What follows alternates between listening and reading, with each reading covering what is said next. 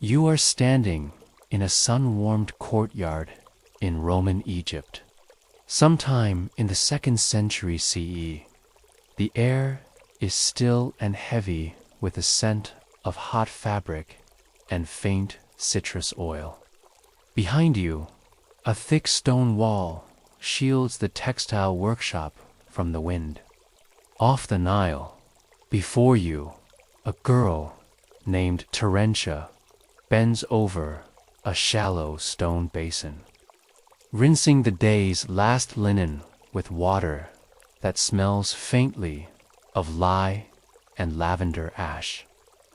She is no one important, not in the way a name appears in scrolls or temple records. Terentia is 17, has strong wrists, and wears the same ochre-dyed tunic every day. Her feet are bare. Her hair is knotted at the nape of her neck with a flax cord, and her hands are chapped from years of rubbing. Fabric between flat stones and beating wrinkles out on wooden slats.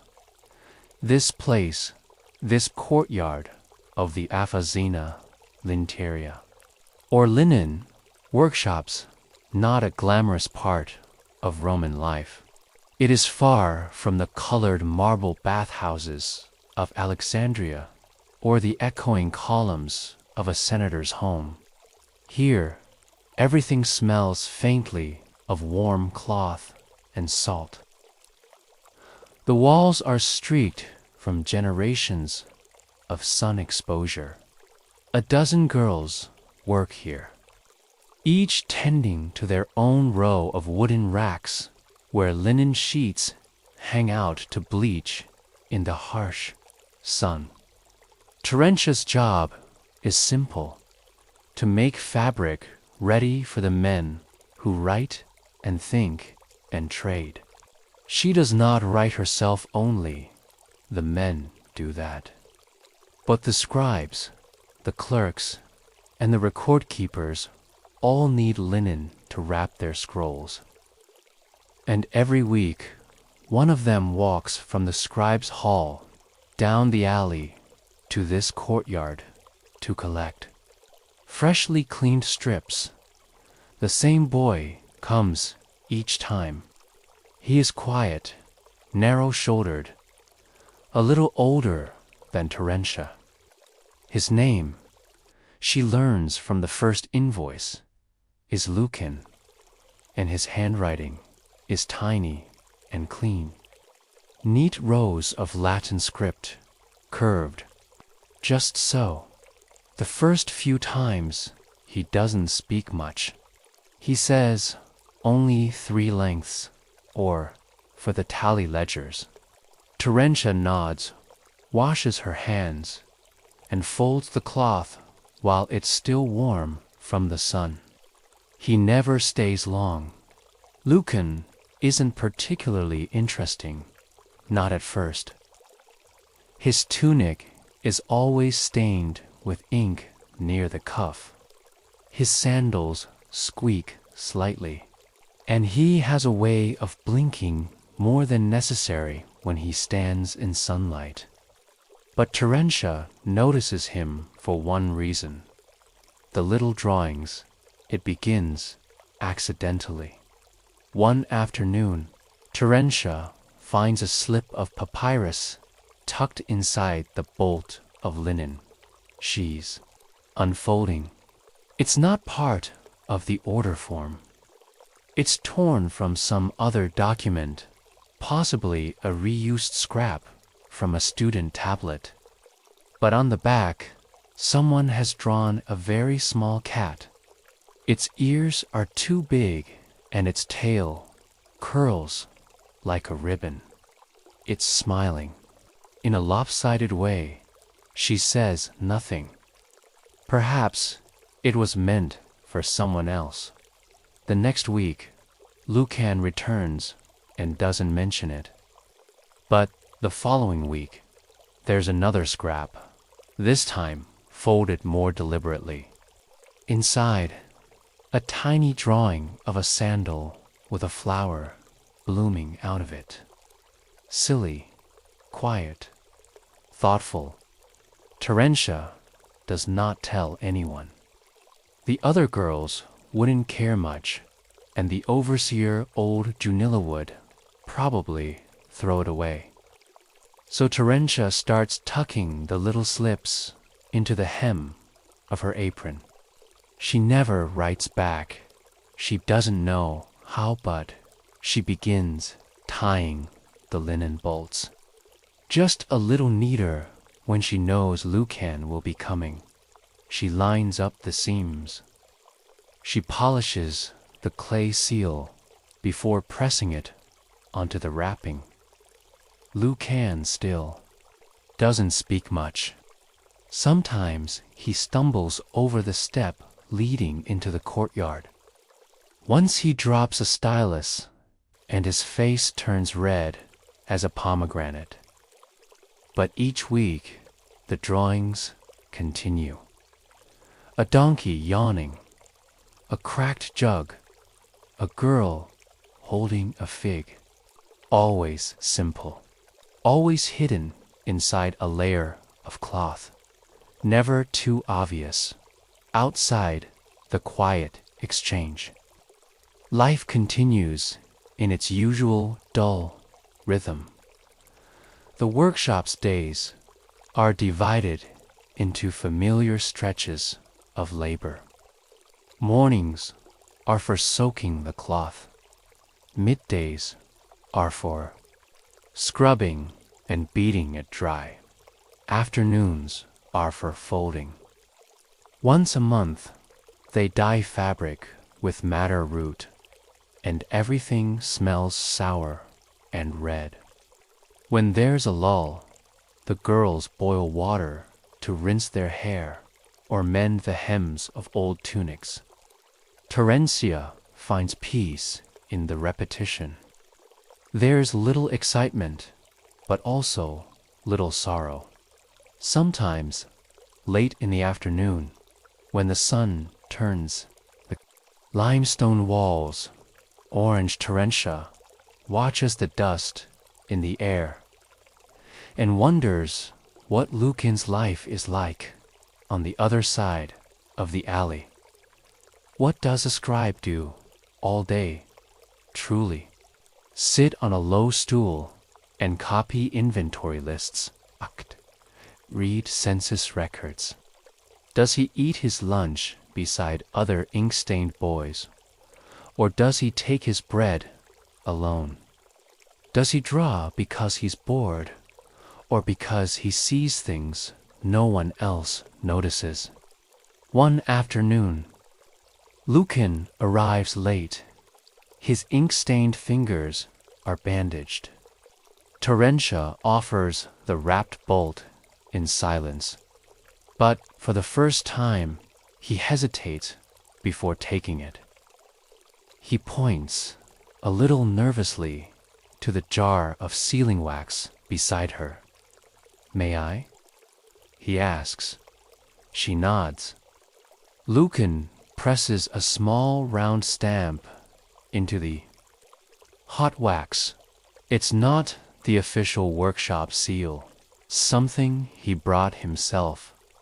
Coin, maybe, or a carved ring. When he lifts it, Terentia sees a star. A little five-pointed star, barely visible. Neither of them says anything.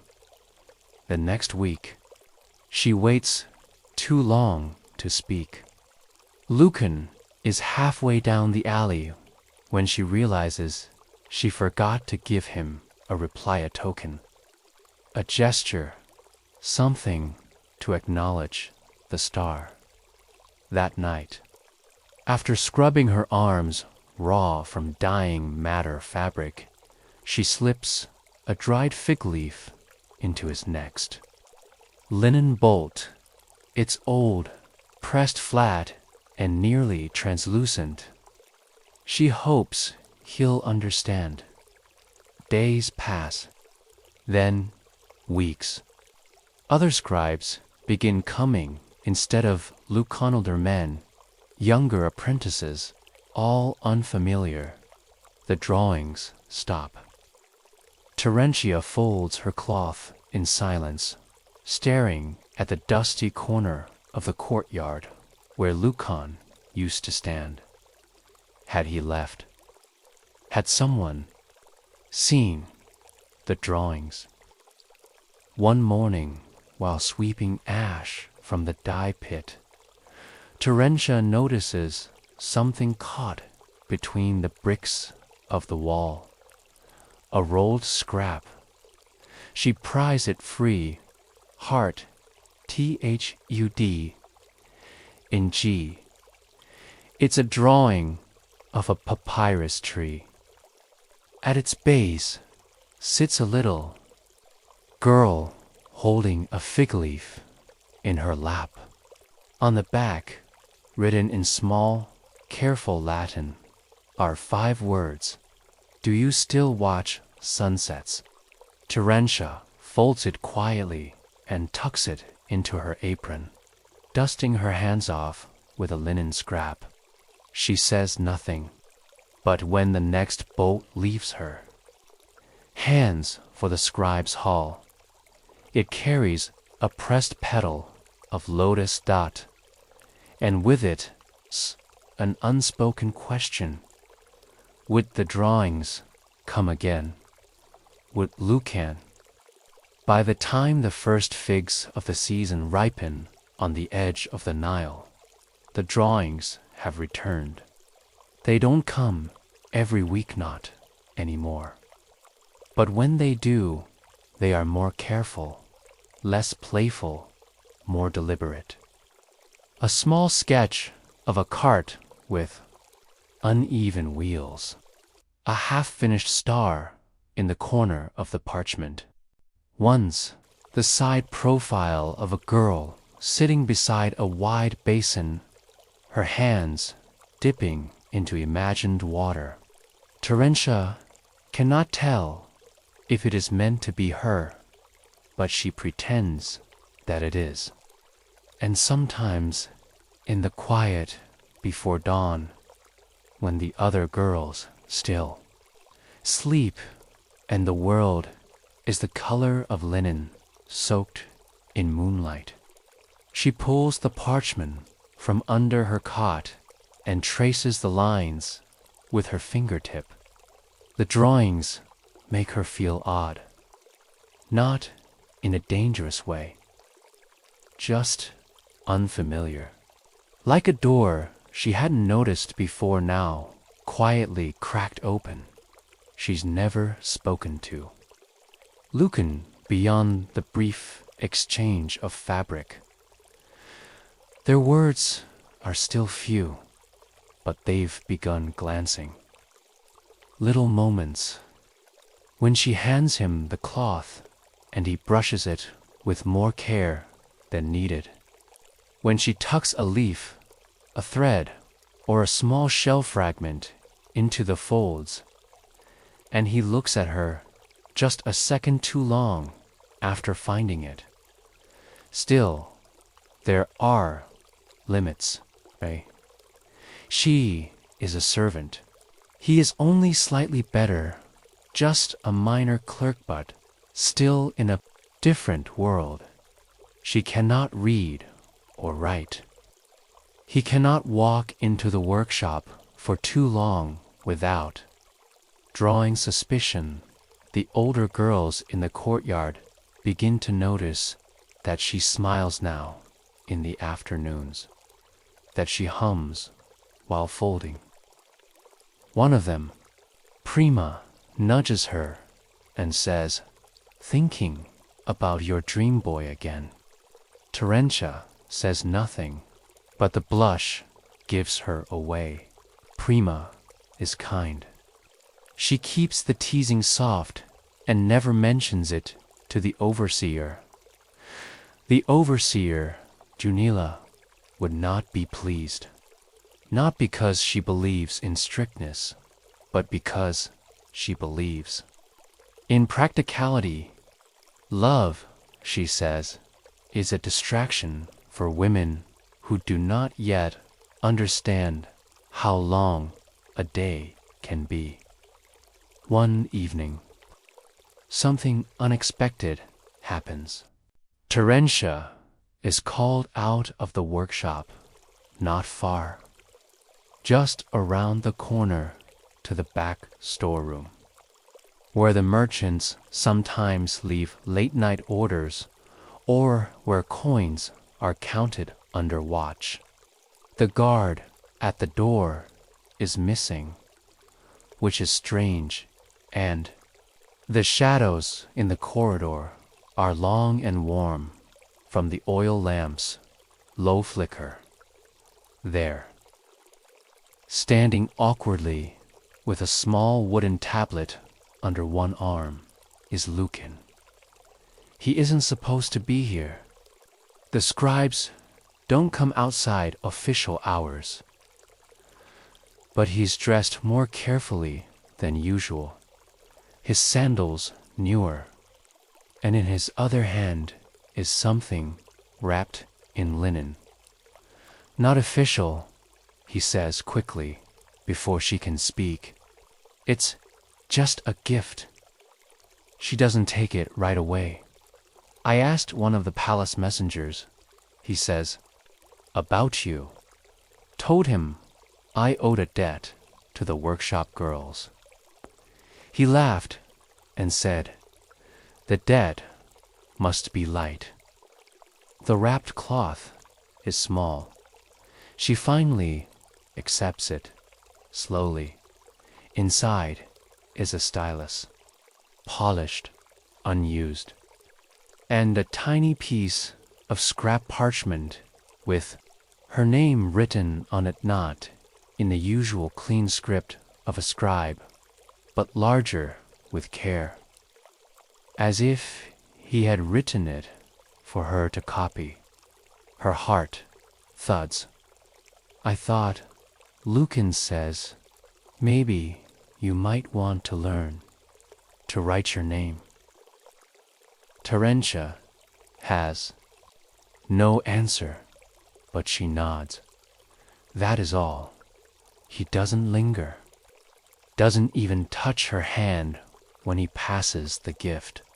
But after he leaves, she leans against a cool stone wall and stays there long after the lamp begins to sputter.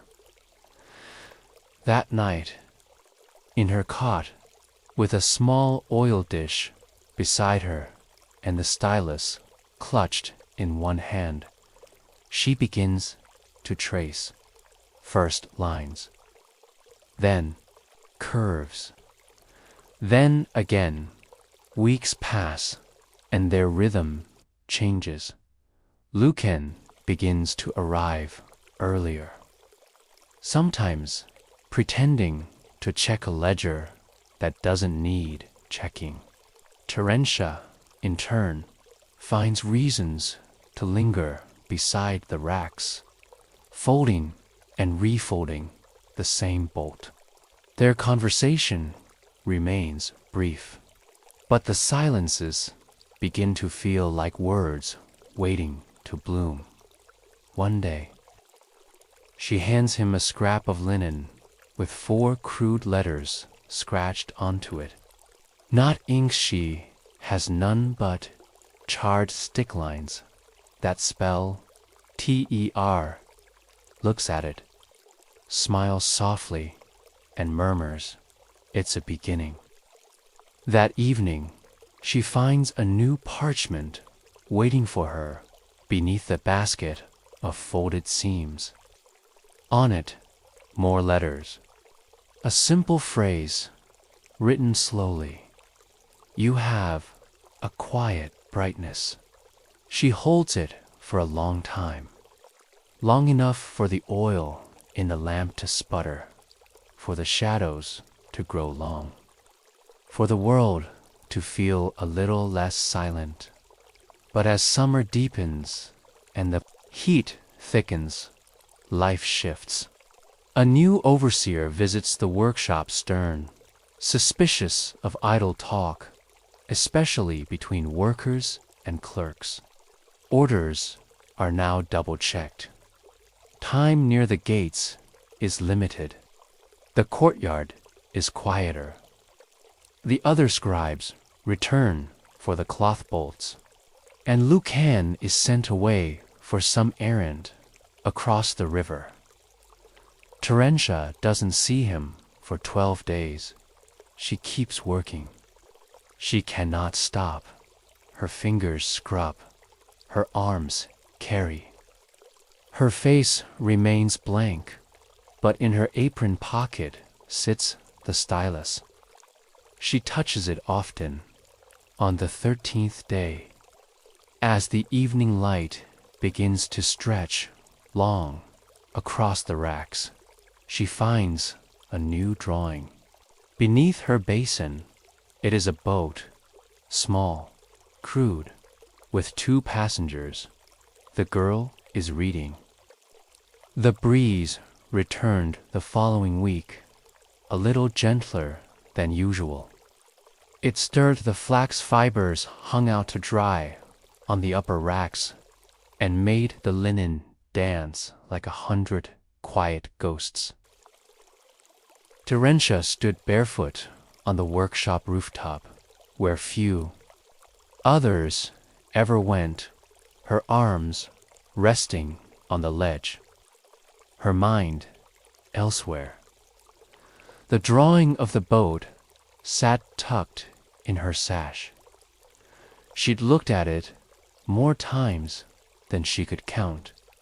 The girl with a scroll in her hands, surely not herself, and yet drawn with such kindness that she believed it must be.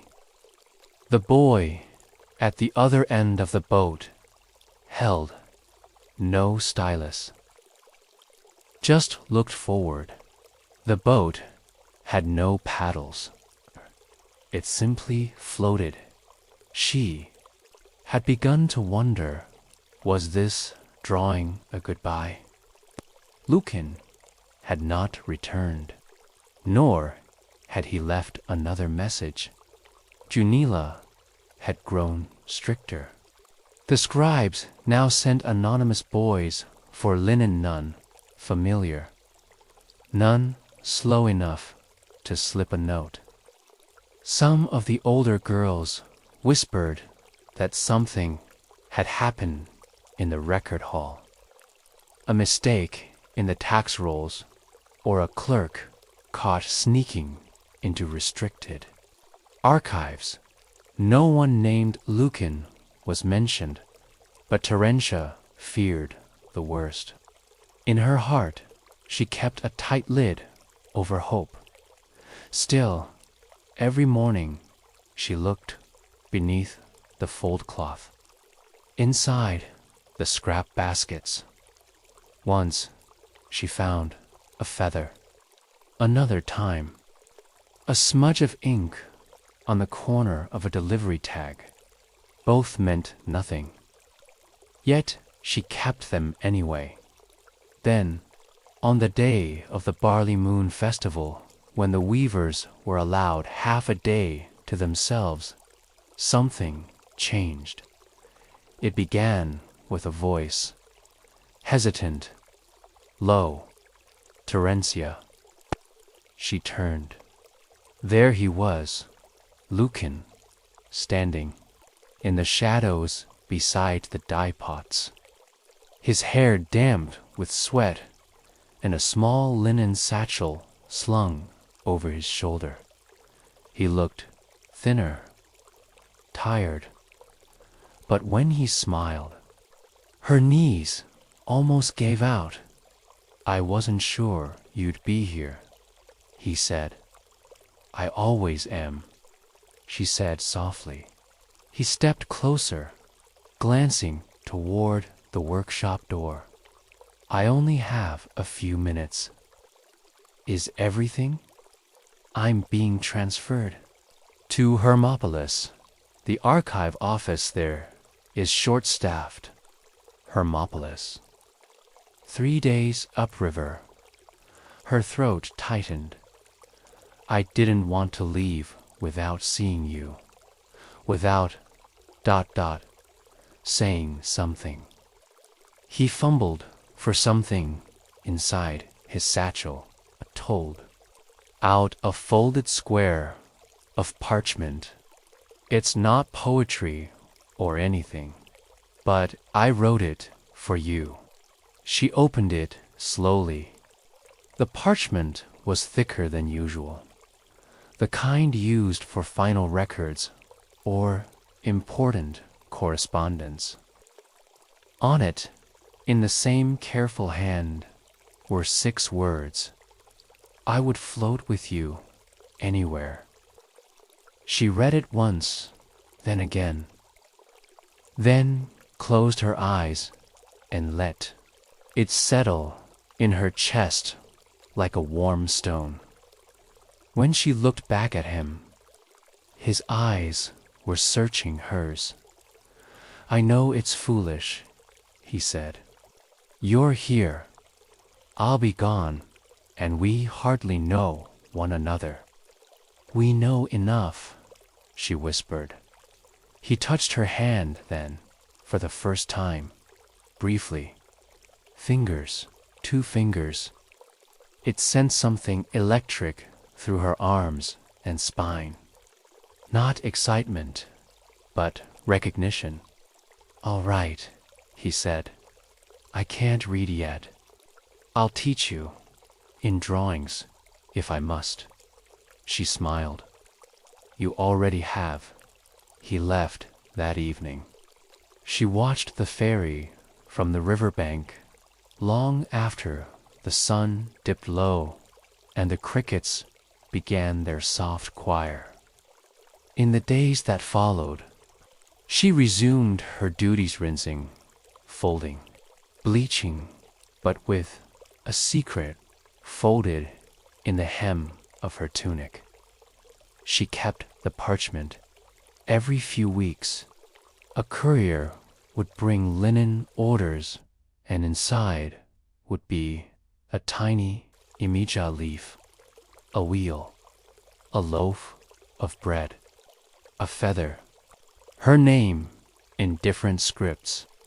Then, slowly, 1 letter at a time, short phrases. You are light in long days. My pen misses your hands. The river bends, but so do hearts.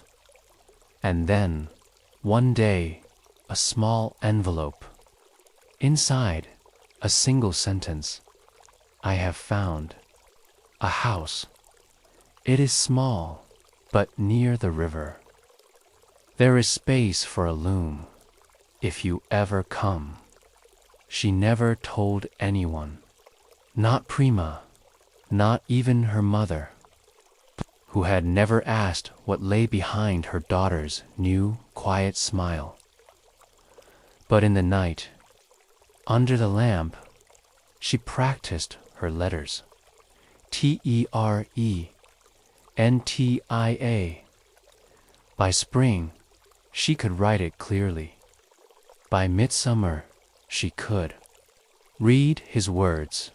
By the year's end, she was gone. They said a linen girl left the workshop without notice, taking only a woven sash and a small bundle of scraps. Junila simply shrugged. Some threads were not meant to stay. No one remembered the Scribbler. But in Hermopolis, near the quieter bend of the Nile, there's an old story about a woman who wrote love notes on fabric and a man who read them, back with ink-stained hands and a tiny boat that never needed paddles, because sometimes words are enough to carry you. A quiet romance between a Persian maid and the boy who delivered saffron ewe are standing in the early morning hush of a 17th century Persian courtyard. where the shadows are still long and the scent of roses hasn't yet been disturbed by the business of the day. The courtyard belongs to a merchant household in Isfahan, one of the great cities of the Safavid Empire. In this moment, it is quiet, not just because it is dawn, but because silence in this household is a kind of currency. The household is large, wealthy, and particular.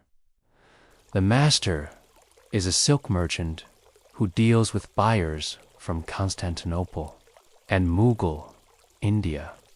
His wife, meticulous and refined, oversees every detail of domestic order linen folded to precise creases, copper scrubbed until it gleams like sunlit clay, and saffron steeped until it weeps gold into rice. And it is under this woman's rule that a maid named Zara carries out her day.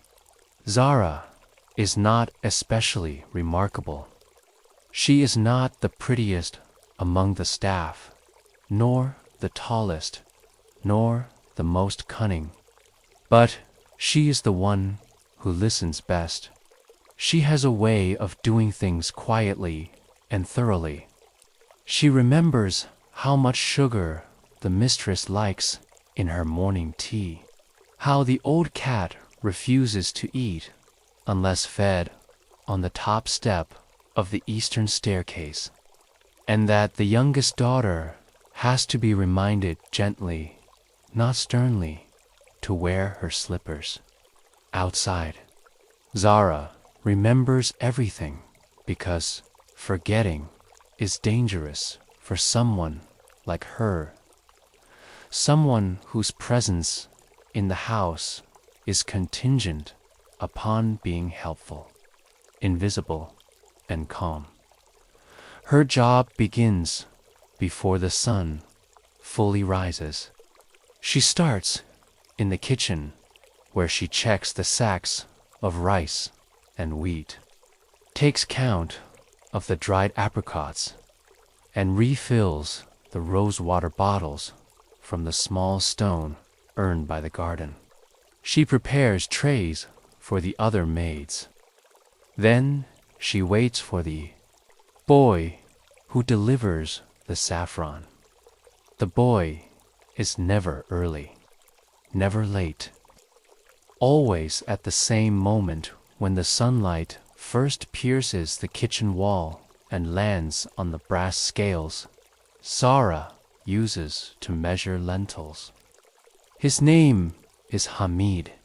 He works for his uncle, who owns a spice stall in the central bazaar near Nakshi Jahan Square. Hamid is no older than Zarapur, 16, maybe 17. He wears sandals whose straps are beginning to fray and carries a bundle wrapped in silk cloth tied with string. In it, a few grams of saffron, delicate crimson threads worth more than Zara's yearly wage. He speaks little, she speaks less. Their exchange is brief. He says, "Your mistress sent word yesterday." Zara nods. He hands her the packet. She weighs it, snips the string, and inspects it just enough to avoid blame, not enough to offend. He waits. She gives a nod of acceptance, and then he goes. It is always the same, but over time, tiny things begin to change. One morning, Hamid forgets to say his line. He just smiles instead. Another day, Zara forgets to nod. She just looks at him longer than she meant to. The next week, He brings the saffron wrapped in paper, covered in old poetry lines from Hafez. Sarah realizes, by accident or on purpose. She doesn't ask, still, she saves the paper. The saffron itself is an afterthought now. She pretends to examine it with care, but she already knows it will be flawless. Hamid is cautious. He double wraps everything. She once saw him wipe his hands on his tunic before touching the packet, as if the saffron might bruise under his fingers. The truth is, Zara has begun to measure her week by these deliveries, not by the calls to prayer or the cycles of moonlight through the lattice windows, but by the footsteps approaching from the alley behind the kitchen. Still, she says nothing to anyone. Servants gossip too easily, and even the walls listen. If her mistress suspected even the smallest ripple of feeling, Zara could be replaced by mourning. Besides, what would she even call this feeling? It was not a courtship, certainly not. There were no letters, no promises, no hidden glances behind curtains or under fig trees. Just a saffron bundle. Just a line of poetry on a scrap of paper. Just the way he looked at her when she wasn't looking. What could that possibly mean in the grand, structured world of Isfahan? She knew enough to keep her mind busy and her hands busier. There were dishes to scrub, oranges to peel, dust to sweep from the carpets, and vinegar to make from. Overripe dates. She helped with the embroidery sometimes, though her stitches were plain. Once, the mistress asked her to press rose petals into a book of household accounts, just to keep them fresh for later use in oils. Zara pressed them carefully one by one while thinking about Hamid's fingers, brushing the edge of the saffron silk. Is that romantic or simply foolish? The city outside moved on without her. Caravans arrived from Shiraz. The Shah's new palace garden opened to visitors. A small war was rumored near Kandahar. None of that touched Zara's world. She folded napkins. She sliced quinces. She waited one day. Hamid didn't come. At first, she told herself it was a delay. A camel broke a crate. His uncle was sick. The saffron hadn't yet dried properly. Or the next. The household didn't notice. Another spice runner arrived instead. A man with a heavy walk and a different way of tying the silk. Zara accepted the bundle, nodded politely, and went back to boiling lentils. But something had shifted. That night, she couldn't sleep. Not for any dramatic reason, no tears, no heartbreak. Just a silence too loud in her chest. A quiet absence that knocked everything slightly off balance. She lay on her thin mattress, listening to the breeze through the window screen. Somewhere, the old cat stirred. Someone in the upper quarters coughed, and the city kept breathing. She thought of the poetry paper. She'd hidden it behind a spice jar weeks ago. Maybe she'd look at it again tomorrow, just once, but instead she fell asleep thinking of something else entirely, a strange question that had not occurred to her until now. What did Hamid do after leaving the saffron? Where did he go? And had he ever thought of her after turning the corner? The morning after Hamid failed to arrive, Zara rose at her usual hour. She washed her face in the basin by the kitchen door, braided her hair tightly, and folded her sleeves past the elbow. Nothing in her movements betrayed the small ache of anticipation that had gone unfulfilled.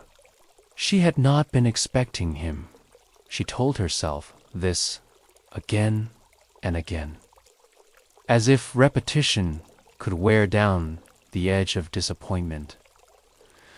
The other servants bustled around her with the usual morning chaos. The older cook was muttering about chickpeas and leaky jugs. The youngest maid was late again and earned a scolding for leaving lint on the tea towels. Zara kept her head down and did as she always had. She listened. She moved quietly. She remembered, but she also began to notice things. The saffron man who replaced Hamid delivered with care, but no ceremony, no poetry wrapped in paper, no faint smell of earth and hay clinging to his sleeves. He gave Zara the bundle, made a quick remark about the cost of peppercorns that week, and moved on.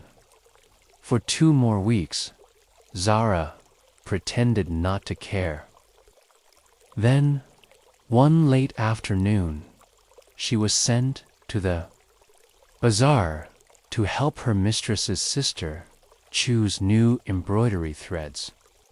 It was rare for Zara to leave the house during daylight, but her mistress trusted her discretion and taste to things that had always kept her useful. The bazaar was a tapestry of color, texture, and noise. Cloth hung in long rippling lines. From the stalls indigo, saffron yellow, plum, and crimson. The air was thick with cardamom, charcoal, musk, and sweat. Vendors called out to passers-by in practiced sing-song. Zara stayed close to her mistress's sister and carried the bundles of silk thread without comment, but she kept her eyes open, past the rows of tailors and perfumers, near the quieter alleys that sowed bulk grain and spice in dusty wooden bins. She saw him, Hamid. He was helping an older man, perhaps his uncle, perhaps not, lift a heavy sack of dried turmeric. He wore the same fraying sandals, the same brown tunic, but his face had changed. It looked thinner, maybe. Not in the way that meant hunger, but in the way someone looks after many days of walking, with thoughts too heavy for words. Zara didn't approach him. She simply stood beside the silk vendor's table and pretended to examine a bolt of lavender linen. Her hands were steady, her breath shallow. She didn't need him to see her. It was enough just to know he was alive, that he hadn't vanished into the dust. Still, she watched carefully. Hamid's movements were no longer rushed. He seemed slower now, but not tired, more like someone learning to walk again after remembering something important. He passed a bundle to a woman with a careful nod. He helped a boy wipe turmeric powder off his fingers. He spoke, but only softly. Later, Zara would realize something odd about the moment. Hamid never once looked up. Not toward her, not toward the silk stalls. It was as if he already knew she might be there and was choosing not to notice.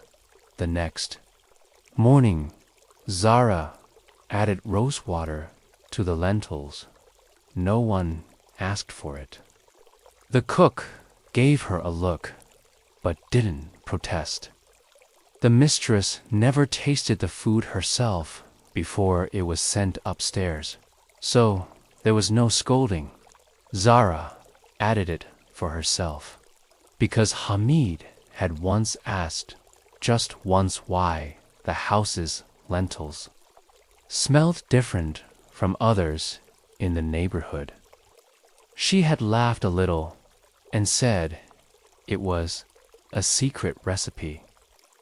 It wasn't, of course, but now it was. Now she'd made it one. A week passed, then another. No poetry. No saffron bundle from Hamid. Just the ordinary comings and goings of household life. Until one morning, the mistress asked Zara to refuel the rose water herself. It was a delicate task, one usually reserved for the older maids, but the mistress said Zara had the lightest hands. The petals had to be gathered just before sunrise from the climbing bushes along the courtyard's eastern wall. Then they'd be soaked in warm water, pressed, and cooled in a stone vessel. Zara followed the instructions exactly, but added one small, unspoken touch. She dropped into the rose water the smallest scrap of the poetry paper Hamid had once wrapped around a saffron packet no one would ever know. The fragrance was slightly different that evening, lighter, perhaps. A little brighter. That night, the mistress's youngest daughter asked to sleep with rose water on her wrists. Zara obliged. In the stillness of the girl's room, she dipped a cloth, wiped the little wrists, and paused for a moment at the open window. The air smelled like dusk and secrets. The next day, Zara returned to the spice stall. This time, she had an excuse. The household needed coriander, and the merchant's usual courier had fallen ill. The mistress Fuzi precise refused to accept replacements. Zara was chosen to go herself. The bazaar was quieter now. Summer heat had slowed the city's pulse. Fewer visitors, fewer distractions. Zara walked past the rows of linen, past the vendors of glass beads and rose syrup, until she stood once again before the stall of turmeric and saffron. Hamid wasn't there, but the older man from before was. Zara gave him the list and waited while he gathered what she needed. Then, unexpectedly, the man looked at her. "You're the girl from the saffron house, aren't you?" Zara nodded. The man tilted his head slightly. "Hamid told me about you." She froze, but he smiled gently, without mockery. "He said you once weighed the saffron without blinking. Said you treated it like it was more important than gold." Zara wasn't sure what to say. She folded her hands and kept her expression calm.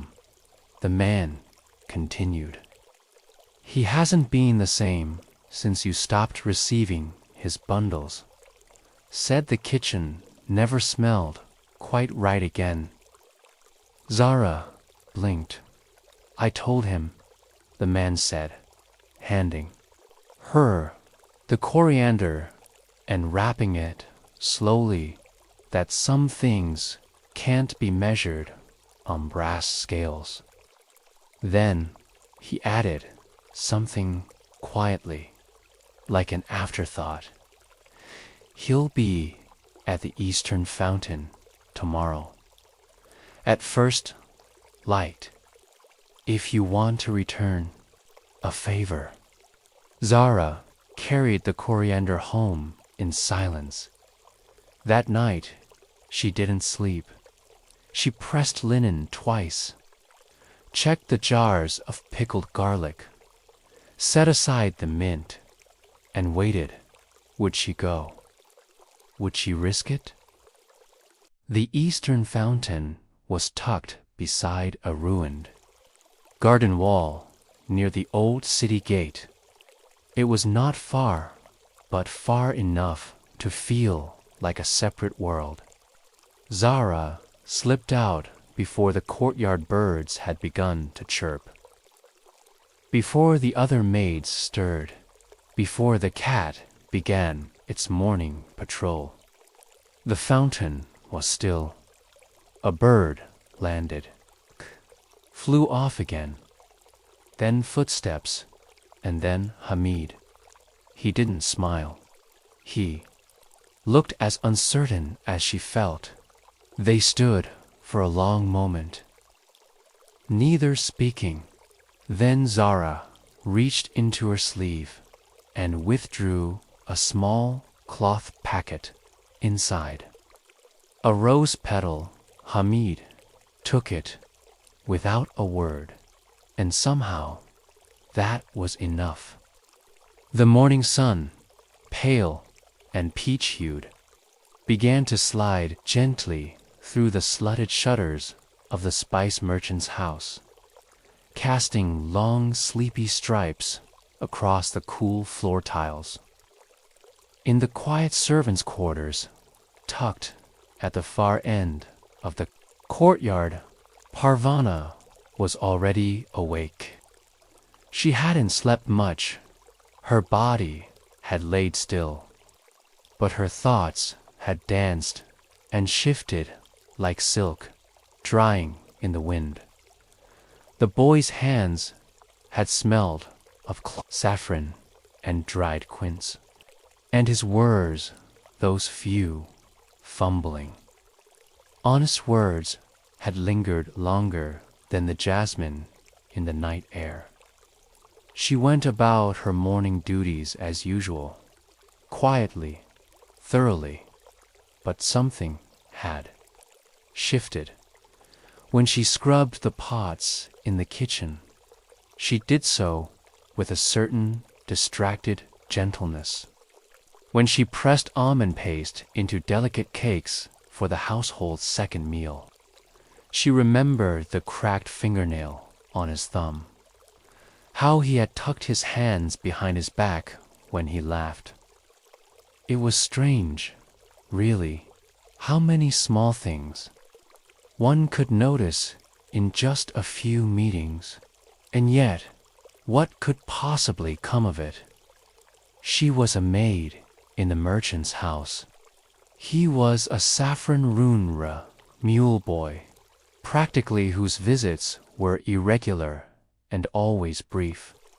They had no real space to talk, no family to intercede, no formal way to declare affection, no permission to act on any of it. Still, something small began to bloom in her like a winter fig, unfurling out of season. That evening, as the household retired and a last bowl of rice stew had been cleared from the merchant's table, Parvani lingered in the courtyard under the fig tree. It was not entirely against the rules. The merchant was particular about the timing of things, but not cruel. The servants were allowed to rest in the open air before retreating to the small room they all shared. The stars were beginning to show, scattered dots like millet on a blue cloth.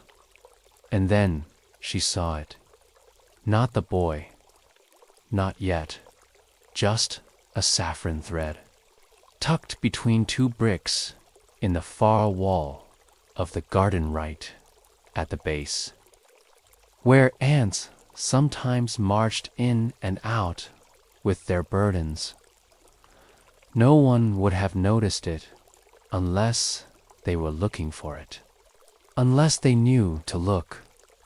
Her breath caught. She didn't touch it.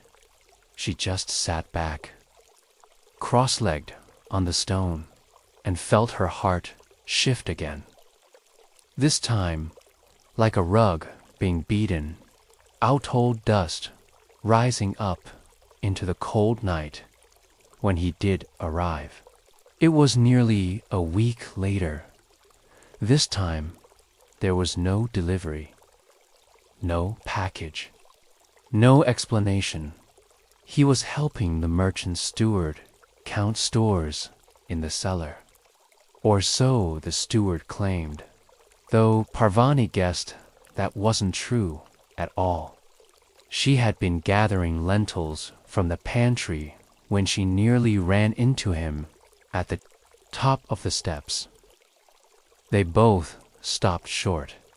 The hallway was empty. Candlelight flickered against the stone. "I came," he said. "I told them I knew where you kept the dried cherries." She looked at him and said nothing. Not for a long moment. Her hand was still in a bowl of lentils. "I don't know what I'm doing," he said. "I do," she replied, surprising even herself. "You're being foolish." "Yes, and I'm being foolish." "Yes." The bowl tipped and lentils spilled all across the floor. They both dropped to gather them up without thinking. The small patter of dried pulses hitting stone echoed oddly in the silence. It became a rhythm, a coded schedule. He came every 2 or 3 weeks, now not always for deliveries, sometimes for errands that didn't need running, for inventories that weren't real. The merchant didn't suspect anything because he rarely noticed the quiet shapes moving in the margins of his household. It was one of the strange privileges of being invisible. No one thought to guard against you. They exchanged words only in passing, often in the same hallway, sometimes in the kitchen, sometimes near the well. He once slipped her a sweet apricot kernel wrapped in cloth. She once gave him a piece of barley bread that hadn't gone dry. Never anything more than that. never touching, never speaking of futures. They never even asked each other's family names. In that quiet world of glances and grains and saffron dust, their affection sat like an unopened letter pressed flat between the pages of a day. And then it began to change, not because they changed, but because the world around them did. One day, the merchant announced he was moving the household to Susa for the spring. A better market for spice trade, he said. He would take half the staff. The rest would be sent to relatives or let go. Parvana would not be going with them. She overheard it whispered between the steward and the housekeeper one evening. She packed her few things without protest, folded her linens, pressed her veil neatly. He did not come that week. He did not come the next. She wondered if he had heard. On the morning she left, the steward gave her a halfpenny as a goodbye gift. The housekeeper muttered a prayer. The driver of the cart didn't know her name, but as she climbed into the back of the cart, among the bolts of worn fabric and clay jars, she found it, a saffron thread, tied around a little flat stone. It had no meaning, not really, but it told her everything. She was sent to a house near the foot of the mountains, smaller, quieter. The mistress there made rose water and sold it to physicians and fortune tellers. Parvane worked in a still room and learned to trim rose petals. At dawn, while the air was still heavy with dew, years passed. She aged. Her hands grew rough. Her knees hurt in winter. Sometimes, at markets, she would glance up from a jar of honey or vinegar and think she saw him, a glimmer of a boy's face, now older, too, shifting between stalls.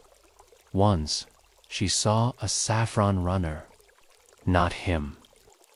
But she bought some anyway and carried the pouch in her apron for a whole week before using it. She never married, but she never forgot either. And sometimes, when the fig trees bloomed early and the jars of rose water lined the window, like pink ghosts, she wondered, not bitterly, not longingly, just curiously, what might have happened had she spoken one more word that day in the pantry. When a servant girl dreamed of Eros and woke blushing you, are lying on your side now, perhaps with the gentle rustle of your sheets near your ear. Close your eyes if you like. You are about to drift far back beyond history into a time when myths and men still lived side by side, though both were often ignored. This is not a tale of gods clashing or heroes roaring. This a quiet story, a story tucked into the corners of a crumbling kitchen, heard only by the fire and a girl too tired to speak of it. She was not a priestess, not a nymph, nor a queen, caught in the eyes of Olympus. She was a servant girl in the port city of Delos, sometime in the sleepy decline of the classical age, when the marble had begun to crack, and trade had grown more tiresome than divine. Her name was Damaris, though no poet ever wrote it down. She was about 17, though she'd been old since 10, carrying oil pots and chopping herbs with fingers that remembered wounds longer than they. Remembered music. Her world was smaller than any map would show a kitchen, a storeroom, a hallway with a draft, and the small bench beside the baking oven where she sometimes let herself sit when no one watched. She slept in a corner with red mats and a blanket that had long since lost its thread count. Her only possession of beauty was a cracked clay lamp, shaped once with care, with a worn little carving of Eros on its face. His wings were uneven now, one chipped by time, the other by careless elbows. But when she lit it, the tiny flame made him glow golden.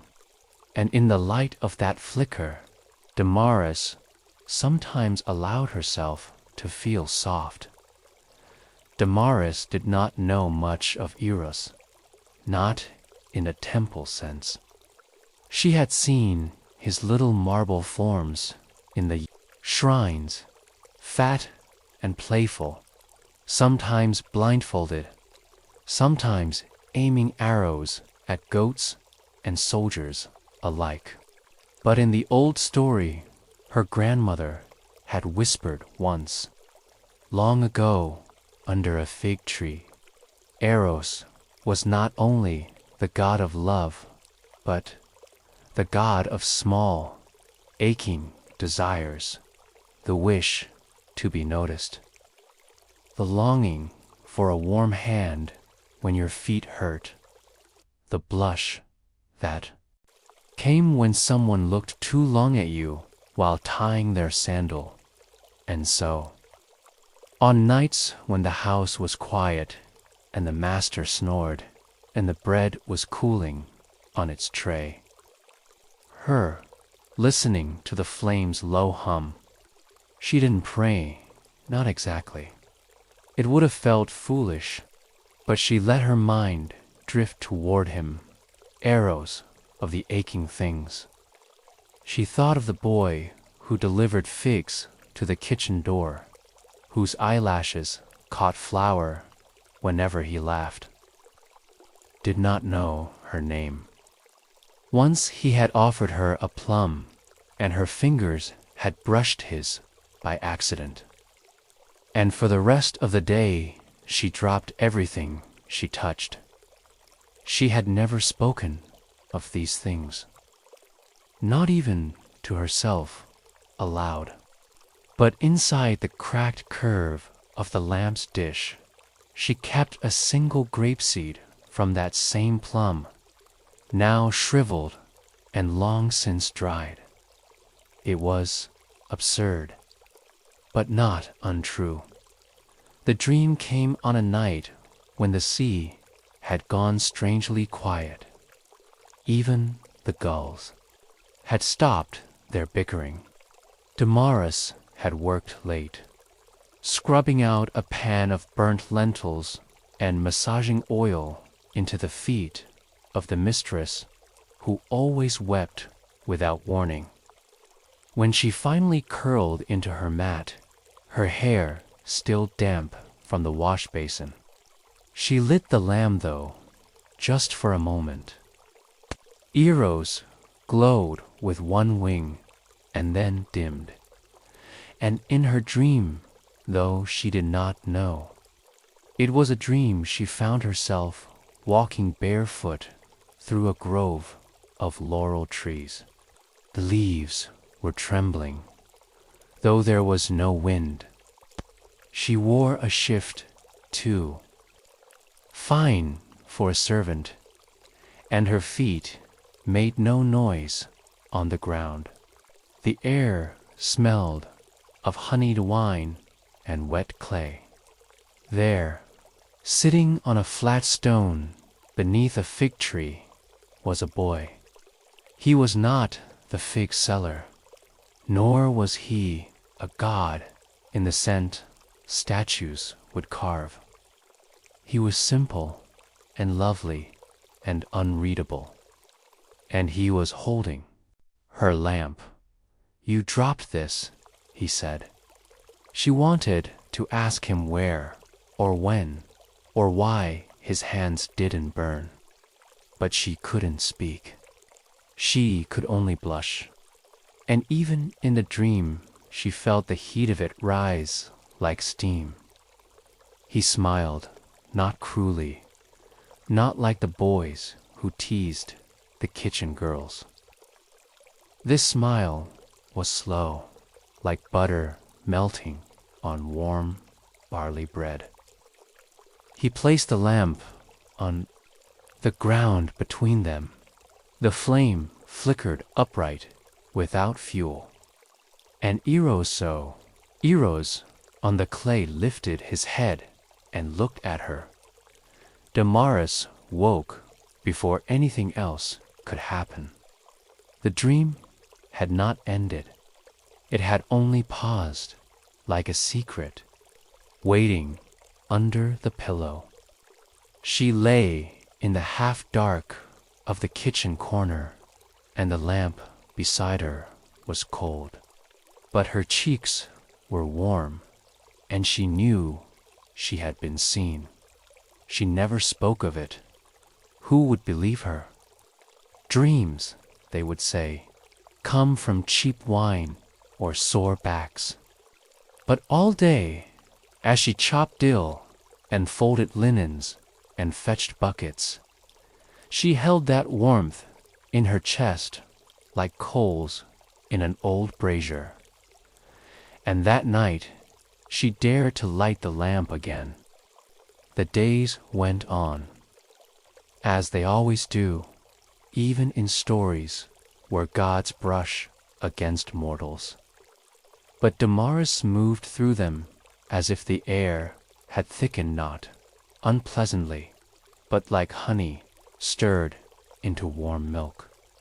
She walked slower, smiled herself more often, and when no one was looking, she touched the grapeseed in the lamp's base with the tip of her finger, as though it were an amulet carved from ivory. No one else in the house noticed, of course. Servants were like hearth embers. You knew they were working if the room was warm, but you rarely bent to watch them burn. The mistress still cried. The master still shouted about spoiled olives, and the fig boy still dropped off crates and walked away without asking her name. But to Damaris, everything had changed. Not loudly, just. She waited until the bread loaves cooled and the mice scuttled out into the corners again. Then she sat up, struck flint to wick, and watched the cracked little lamp bloom to life. And again, the dream came. This time she was in a courtyard she had never seen before, though it reminded her of a fresco on the temple wall peacocks and ivy. Grapes hanging low from stone arches, and a pool of water so still it mirrored the sky. The boy was there again, his feet dangling in the shallow pool. The same quiet lamp in his lap. "You came," he said, though she had not decided she had. Damaris looked at her hands. They were clean, not blistered, not olive-stained, just hands. She sat beside him without speaking. She didn't need to. The silence between them felt like conversation already had. The boy lifted the lamp again. "Do you think," he asked, "it hurts being worshipped?" Damaris frowned. "Who's worshipping?" "Not me," he said with a grin, "but others. They beg for love like it's a sword or a shield. They think it's loud and sudden. But you," he looked at her, "you keep it quiet, like a seed. In your hand." She blushed again. Dream or not, she always seemed to. "But why me?" she whispered. "I'm nobody. I wipe kitchen floors. I smell of garlic." "Do you think Eros only visits queens?" the boy asked. "He adores garlic and cracked things and blushing." Then he reached out and with the gentlest fingertip touched just above her brow. Quite a kiss, not quite a spell, just a moment. The kind of moment that grows wings inside you and refuses to die. She didn't remember falling asleep inside the dream. But when she woke, she felt as if she'd been singing for hours. Her mouth was dry. Her heart beat with a quiet ache, like a bird trapped in a basket. That morning, something odd happened. The fig seller whose name she finally learned was Myron forgot her order. He stood in the doorway, looking at her as if trying to remember what he was supposed to say. Then he scratched the back of his neck and offered her a bruised apricot. "I picked it by mistake," he said, "but it's still sweet. If you want it." Damaris took it. Their fingers didn't brush this time, but their eyes did. And for a strange second, she wondered if he had dreamed too. Maybe of a girl with a clay lamp and garlic hands. That night, she did not wait to light the lamp. She sat beside it before dusk, hands folded. She wondered if dreams could be invited, or if they had to come of their own will, like cats. The dream came again. This time, they were on the roof of the world. Not a real roof. Not the smoky ceiling above the mistress's room, but a great dome of sky where stars hummed and glowed like resting bees. The boy was lying on his back, arms behind his head, staring at constellations she didn't know. Her lamp rested beside him, but the flame didn't burn. It floated like a star of its own. "Tell me something," he said, without turning. "Anything," she said, surprising herself. "Why do you think people are so afraid of soft things?" She lay beside him. The stars above looked close enough to cup, because soft things can't fight, but they can hold, he said. Damaris nodded. He turned to her. Then, and his expression was not boyish, not mischievous, not even divine, just human, tired, maybe, or lonely. "I'm not always a god," he admitted. "Not with you. Sometimes. I think I'm just someone who wants to be remembered, quietly, in one heart, Damaris reached for the lamp. The flame flickered, and in it she saw herself reflected, not as she was, but as she felt. Not a servant, not a drudge, just a girl, lit from inside. And then she asked the only question that mattered. Will I remember this? The boy did not answer, but when she awoke, the grape seed was gone. In its place was a tiny feather, soft, pale, wing-shaped. She tucked it inside her tunic and said nothing. The olive season passed. The mistress fell ill and recovered. Myron, the fig seller, stopped bringing figs and began bringing walnuts instead. Someone stole the temple goose. And the city, as cities always do, moved forward as if time were a stream, and people just driftwood. But Damaris had changed. Not in a way anyone else would notice. She still swept the same cracked tiles, still cut onions with watery eyes and patched tunics with linen thread. But inside her a change had settled, a quiet shift, like an ember that had decided it was, in fact, a flame dot. She no longer lit the lamp, not because she didn't want to, but because she didn't need to. The dreams had stopped. At first, she'd been heartbroken. She waited 3 nights, then 6, then 10. The lamp burned like it always had, but the courtyard, the stars, the soft voice, they didn't return. But the feather stayed.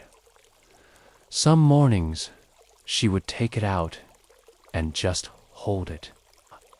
Not like a sacred object, not like a lost relic, but like a letter you've already read 100 times and will read 100 more.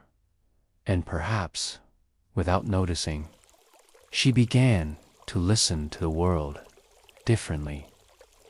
The clink of amphory became music. The fig bueno, Myron, began saying things like, I saw a bird that reminded me of you, even if the bird was just dusty, brown, and round-bellied. The sour mistress, bedridden again, once whispered from her couch, You're the only one who listens, girl. And Damaris simply nodded and went back to stirring lentils. One evening, near the quiet end of spring, Myron lingered longer than usual. He stood beneath the stone lintel of the kitchen door, his satchel slung over one shoulder. I think I'll stop selling fruit soon, he said, suddenly. Damaris blinked. Oh, I want to open a stall. Books, scrolls, borrowed ones. I'd read to people, too, for a coin or 2. Damaris smiled. You can read. He nodded, sheepishly, barely. But I think people just want someone to speak gently to them. You'd be surprised how many want to be read too. She looked at him, then really looked. His hands were calloused from crates. His eyes were always squinting from sun and dust. But in the softening dusk, he looked hopeful, like someone standing at the edge of a dream. I'd come listen, she said softly. He looked startled, then smiled, and then, without ceremony, he handed her something wrapped in cloth. Inside, a cracked, old oil lamp. Her breath caught. "It's just a thing I found," he said quickly. "Didn't know if it worked. Thought of you." She turned it over. It wasn't the same as hers, but it was similar. The same grape motif, the same curled handle. She felt, for just a second, like the universe had nudged her. That night, Damaris placed the new lamp beside her bed. She didn't light it, just watched it. She didn't dream of the boy anymore, but she began dreaming differently. She dreamed of a scroll with her name on it, of soft words spoken aloud beneath a fig tree, of holding someone's hand in public without fear. And in her waking life, things began to blossom, not loudly, not dramatically, but steadily, like ivy on a sun-warmed wall. Myron returned the next week with a scroll tucked under his arm. "It's a story," he told her, "about a servant girl who speaks to the gods." Damaris laughed. "Do they speak back?" "Only when she listens carefully."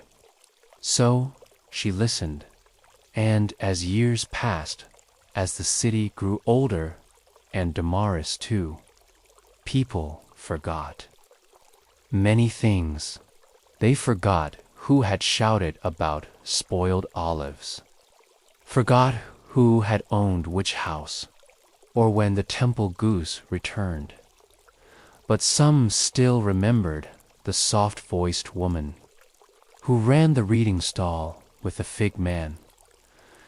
They said she once dreamed of a god, and never once told the story. But they all knew because of the way she smiled while holding a lamp that never quite lit. The girl who painted the muse's broken instruments back to life. The shrine was not high on the slopes of Mount Helicon, nor was it grand. It did not sparkle with gold, nor ring with the voices of visiting poets. In truth, few remembered it at all. The columns leaned slightly from age. Ivy twisted up the marble in a lazy sprawl.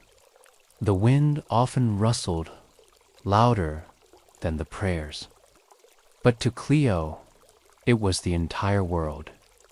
She had come there as a child, though she could not remember exactly when.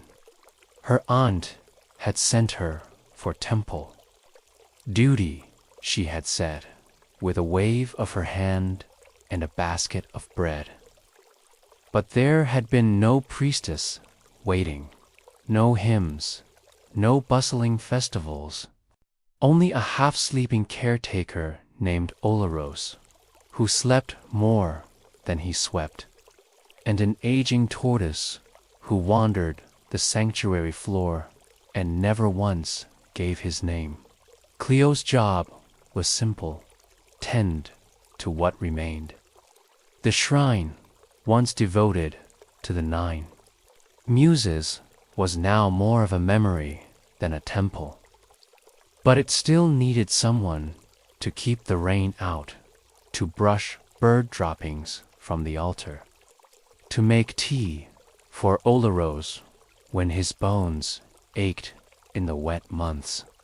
And so, day after quiet day, Cleo swept the mosaic floor, polished the flaking wall paintings, and whispered greetings to the statues no one visited anymore.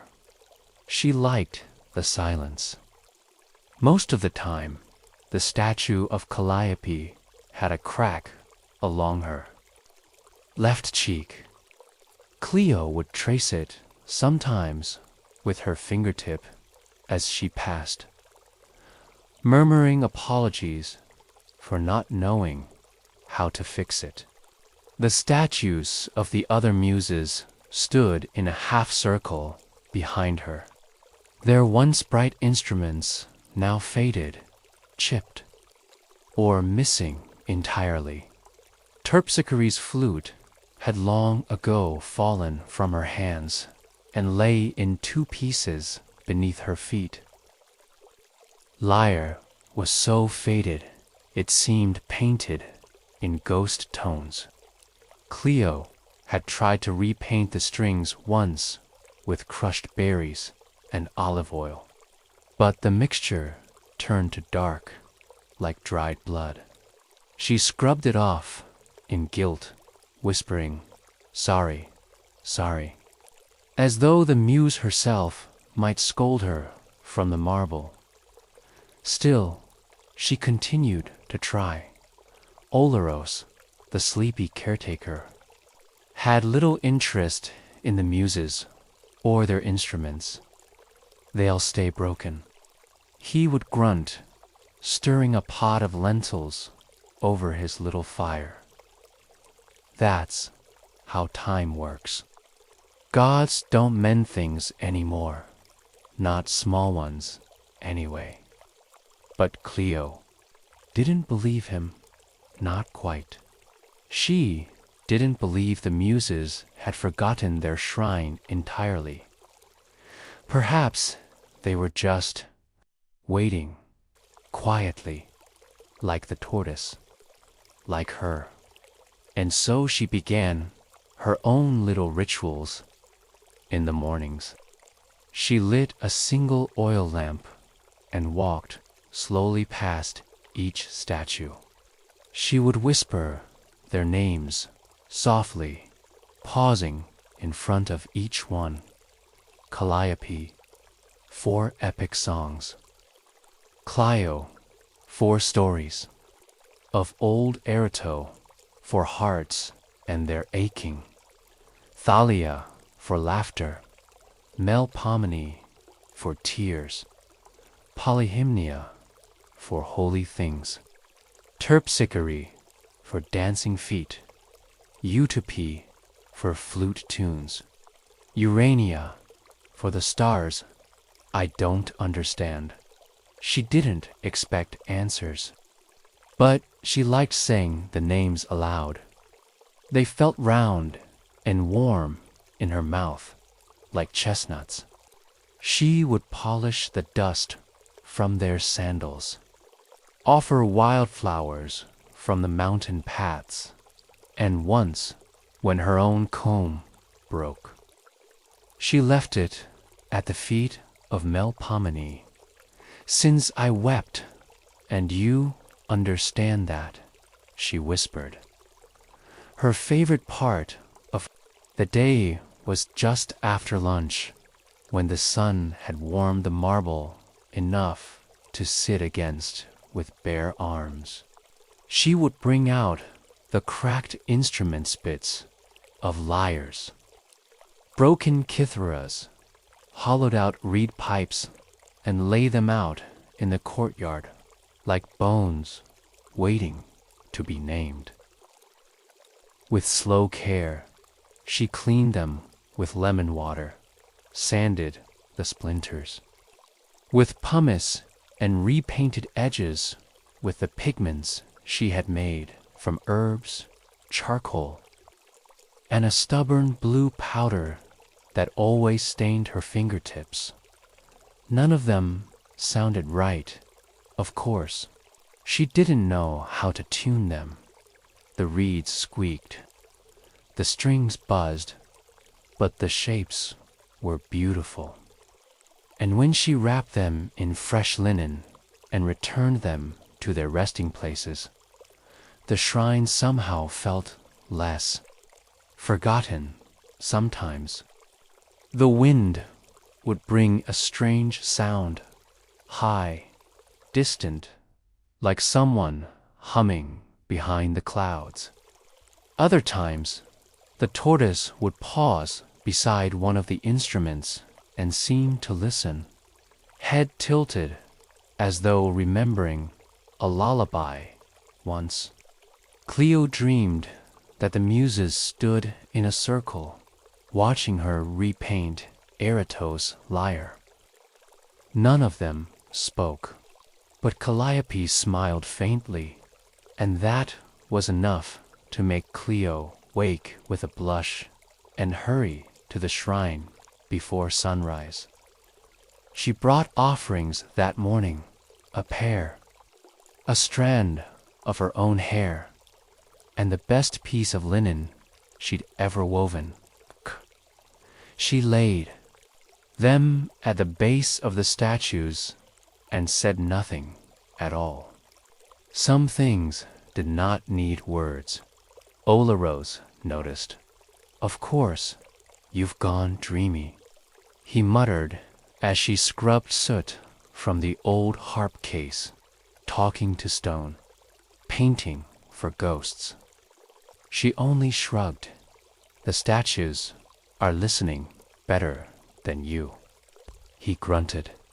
But later that evening, he added extra honey to her barley cakes and left her a pine cone carved like a lyre.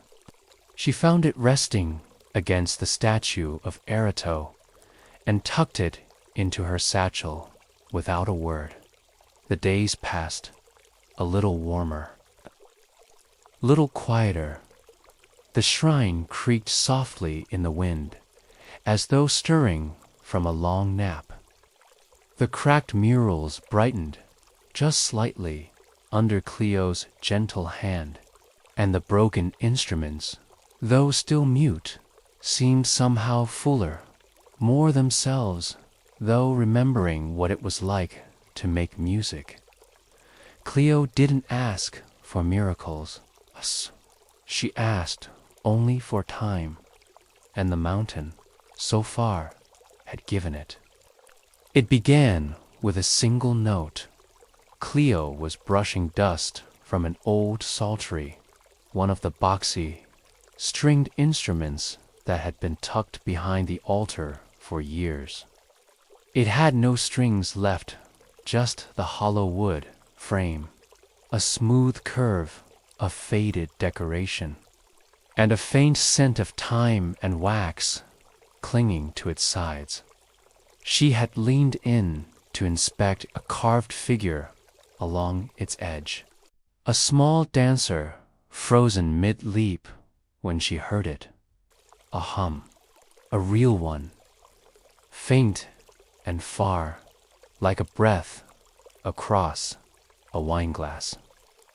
It came from the corner near Urania's statue, the muse of stars, whose gaze always tilted upward, toward things Cleo did not understand. She froze, then listened. The hum did not repeat. She stood, heart thudding louder than reason, and walked slowly toward Urania. Nothing stirred. No bird flew past. No breeze passed through the columns. Only silence. But the sound had been real. Not a dream. She knew it. She told no one, not even Olaros, not even the tortoise, who likely wouldn't care unless the music was made of melon rinds. Instead, she worked harder. She mixed new pigments from the bark of trees she hadn't noticed before. She boiled walnut shells for brown, smashed beetles for red, ground ash for black. She painted fine lines back onto the broken tambourines.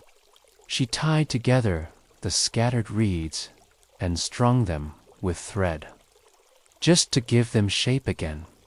The more she worked, the more sounds seemed to follow, a tapping, rhythm when she stepped too quickly on the mosaic, a faint whistle like breath on a bottle's rim.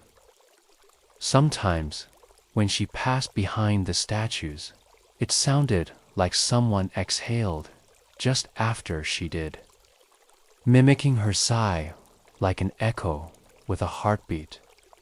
The next real sign came at dusk.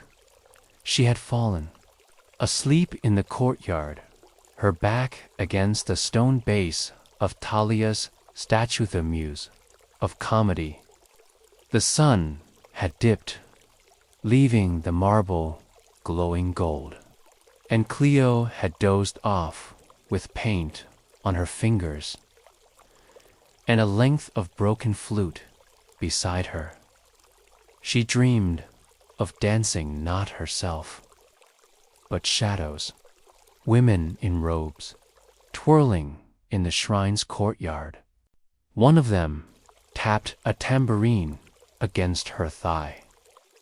Another clapped once, then spun, and the sound. The rhythm matched her breath, not loud, not wild, just ... there, present, full. When she awoke, the air still thrummed faintly, like the pulse of something too old to speak aloud. She sat for a long time, blinking into the dusk. Her fingertips still tingled with paint and memory. She whispered, "I'm listening," and the wind, soft through the columns, whispered back. The shrine began to change, not in ways anyone else might notice.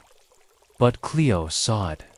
The ivy didn't overtake the murals so quickly now. The cracked paint of the mosaics didn't flake when she swept. The rain, when it came, fell more gently, pooling neatly outside the main steps instead of seeping in through. The stone, even Olaros noticed. Though he tried not to sound too surprised, looks a bit less ruinous, he grumbled, stirring stew one evening. Like someone's paying attention again. Cleo only nodded. Hiding her smile in her lentils, she began keeping a journal of the sounds. Second moon of the spring. Soft rhythm like someone plucking string under Euterpe's statue. Sixth morning, after that, low hum like bees inside the broken shell of the harp. Rainy day, the sound of laughter, but distant maybe from Thalia. The shrine had become a kind of conversation. Cleo spoke through pigment and polish, and the shrine answered, not in words, but in memory, in sounds no one else would believe were real, and still the instruments did not play. Not yet. She tried. One day it was foolish, maybe, but the lyre she had been restoring Eratos looked nearly whole. The frame had been scrubbed, the tuning pins gently carved from driftwood, the strings fashioned from twisted sheep gut a farmer had traded for prayers. Cleo sat cross-legged in the courtyard, the lyre in her lap. She breathed in, then out, and plucked. It made a sound. Not beautiful, not melodic, but sound. Not a squeak, not a clatter, a note. She smiled so hard, her cheeks hurt. She tried another, then another. A few sounded like yawns. One made the tortoise startle, but one, just one, sounded like an actual tone, clear and soft. Cleo laughed. "I knew you weren't just decoration," she said to the lyre. "I knew someone still wanted to be heard." She sat there until night, plucking tiny songs into the dark. The dreams came stronger after that. She dreamed of a firelit room filled with instruments that floated in the air, tuning themselves, of a hand reaching out, not threatening, just warm, as if offering hers a brush, of Calliope's statue blinking once, slowly, and then smiling. She always woke up before anyone spoke, but she began to believe that the muses were listening, not in loud miracles or bursts of glory, but in the quiet, careful way that old things remember kindness. One evening, as stars began to prick the sky, she noticed something new.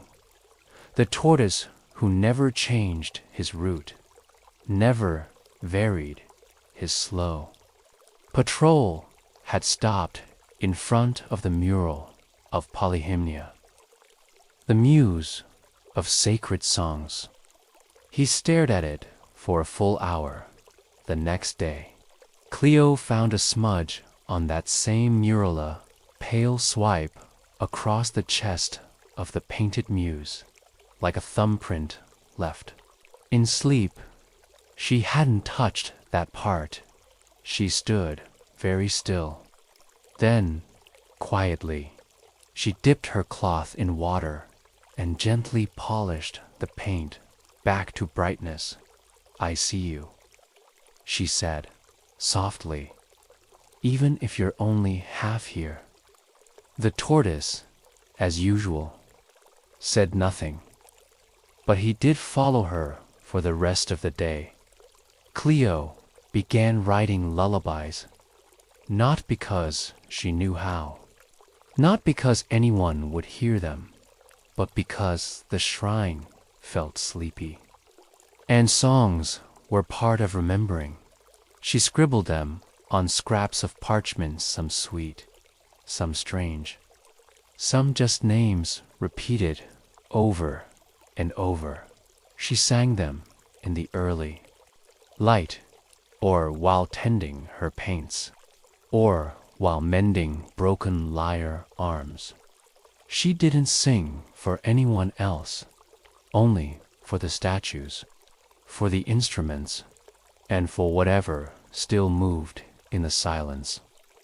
Cleo never expected an arrival. She had imagined, once, the muses returning with fanfare, draped in mist, eyes glowing, speaking in tongues of thunder and rhythm, but they returned the way. All real things return, quietly, unannounced, and in pieces. It began with a laugh. Not hers, it was early morning, the sun just creeping over the stone columns, painting the courtyard pale gold. Cleo was watering the thyme near the broken altar, humming an unfinished melody she'd dreamt the night before when she heard it. A laugh. Soft, rich, unmistakably amused. She turned no one, not a bird, not Olaros, not even the tortoise, who had already wedged himself into the same shaded corner he liked every morning, The laugh came again, this time from the direction of Thalia's statue, the muse of comedy. Cleo stood perfectly still. "Hello," she said. "Silence," she smiled, just a little, and whispered, "Welcome back." After that, the world began answering, a reed, flute shattered in two. Strung back together with linen, produced 3 full notes when she tested it at sunset. The lyre she'd once failed to tune sang softly when the breeze touched its strings. A tambourine she'd only just glued back into shape shuddered faintly on its own. Tiny beads within, rattling like bones waking from sleep. The shrine was no longer asleep, it was listening and remembering. Cleo did not celebrate. There were no visitors to impress, no festivals to host, only her, and the stone faces around her, still broken, still blind, but not empty. She kept restoring, carefully, slowly, one brushstroke at a time. She no longer wondered whether she was simply imagining the music that had passed. Now, the question was, what did the muses want from her? And the answer, she suspected, was nothing at all. They didn't want offerings. They wanted attention, care, presence, and that Cleo could give. By midsummer, the shrine was different. It still looked ruinous to strangers. The roof leaked in 3 places. Lizards lived behind Euterpe's statue. A goat once wandered in, chewed half a mural, and left. But it felt whole. Cleo had painted over 50 instruments, now some real, some just murals, and more than a dozen gave off faint sounds without her touching them. Not all at once, never on command. But when the air was right, she had learned not to expect logic. Music had its own hours, like sleep, like morning, like weather. One evening, she lit all the old lamps, not for ritual, just because the night had come in colder than usual, and the golden light made the courtyard seem warmer, like a hearth in the middle of nowhere. She sat beside the lyre and the broken harp and the barely holding flute, and played a simple rhythm on the tambourine, just a pulse, like a heartbeat. Like walking, she sang, nothing formal, just syllables, a soft string of vowels, ancient as wind. And then something answered, not words, not even notes, just COND, a second rhythm, matching hers from the harp. Then a third, from the painted drum on the mural wall. Then the softest, highest tone like wind over a bottle's lip from the flute.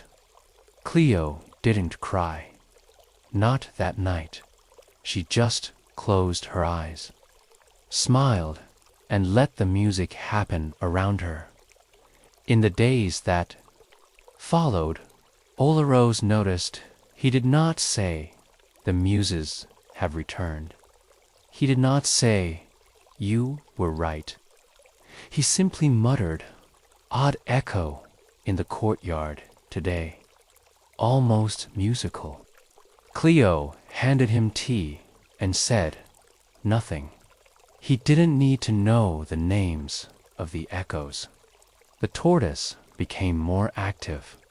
He wandered places he'd ignored before toward the mosaics of dance, the fresco of Melpomene, muse of tragedy.